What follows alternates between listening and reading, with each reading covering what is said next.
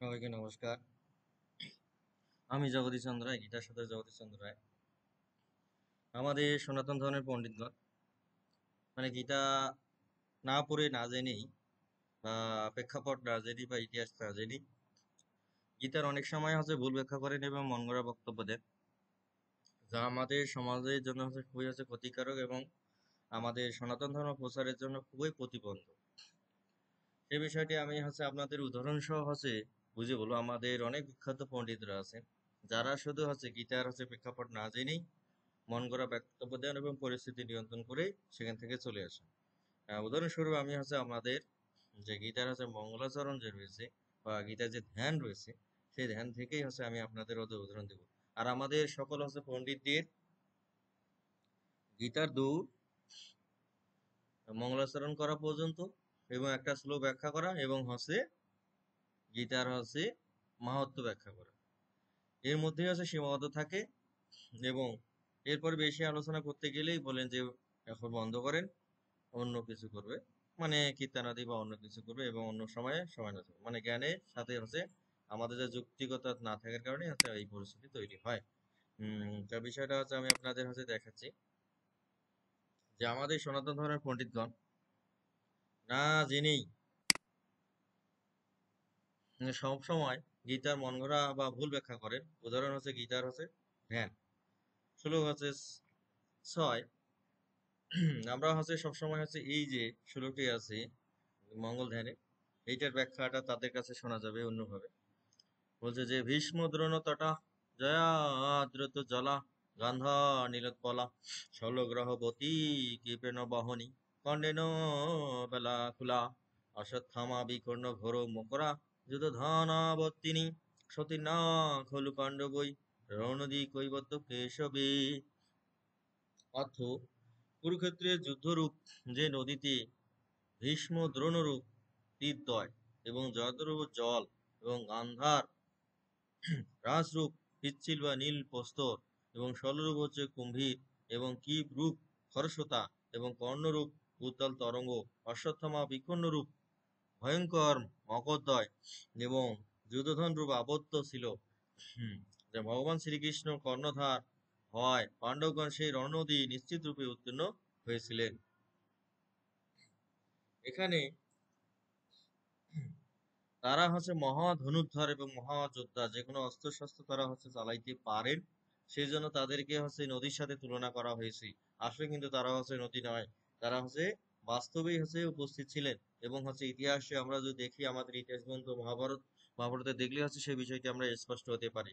এবং আমাদের যারা গীতার এই ধ্যানটি ব্যাখ্যাকারী ব্যক্তিগণ ভুল হয়ে ব্যাখ্যা করে থাকেন, যে তারা বাস্তবে ছিল না, কল্পনার জগতে নিয়ে যান এবং আধ্যাত্মিক রূপে নিয়ে যান, মানে কল্পনার জগতে নিয়ে যে আমাদের আসল ইতিহাস থেকে আমাদের সবসময় আমাদের নিরুৎসাহিত করেন এবং আমাদের বিপদগামী করে থাকেন।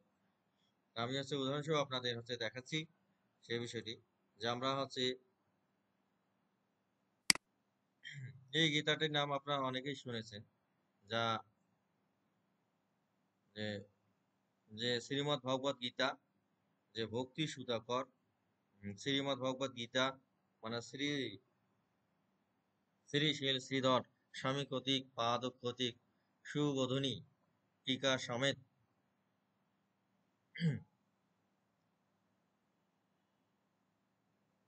আমরা এখন মহাভারতে দেখি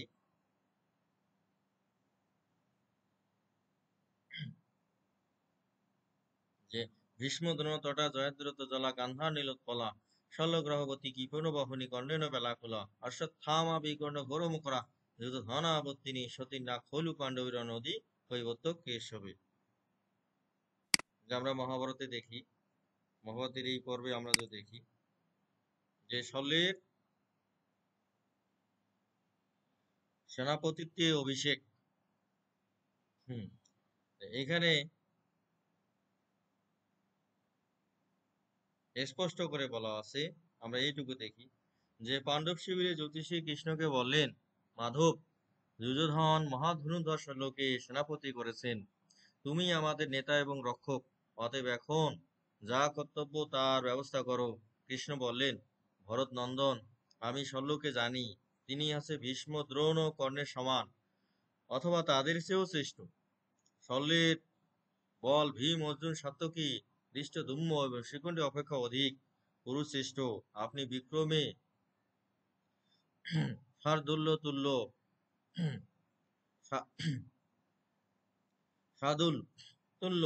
আপনি ভিন্ন অন্য পুরুষ পৃথিবীতে নেই যিনি হচ্ছে যুদ্ধে মধ্যরাজকে বধ করতে পারেন।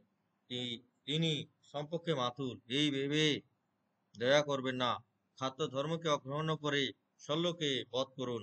ভীষ্ম, দ্রোণ, কর্ণরূপ সাগর উত্তীর্ণ হয়ে এখন শল্যরূপ গোষ্পদে নিমজ্জিত হবেন না।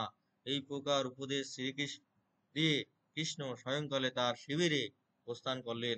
যে কর্ণ বধে আনন্দিত পাণ্ডব ও পাঞ্চলগণ সেই রাত্রিতে সুখে নিদ্রা গেলেন। এখানে মহাভারতে তাদেরকে ভীষ্ম, দ্রোণ, কর্ণরূপ সাগর, মানে তাদেরকে সাগরের সাথে তুলনা করা হয়েছে তাদের যুদ্ধ বিদ্যার কারণে, যে উত্তীর্ণ হয়ে এখন শল্যরূপ গোষ্পদে নিমজ্জিত হবে না। গোষ্পদ মানে হচ্ছে গরুর পা, মানে গরুর হচ্ছে খুরে বা আপনি নিমজ্জিত হবেন না, মানে গরুর হচ্ছে পায়ে হচ্ছে ডলা খেয়ে মৃত্যুবরণ করবেন না, এই কথা এখানে বলা হয়েছে। এই উপকার উপদেশ দিয়ে কৃষ্ণ স্বয়ংকালে তার শিবিরে প্রস্থান করলেন এবং কর্ণ বধে আনন্দিত পাণ্ডব ও পাঞ্চালগণ সেই রাত্রিতেই সুখে নিদ্রা গেলেন। এবং আমরা যারা আছে মহাভারত, আমাদের গীতা যারা ব্যাখ্যা করেন, তাদের কাছে হচ্ছে শুনতে পাওয়া যায় যে আসলে তারা ছিল না, এদেরকে কল্পনা করা হয় মাত্র।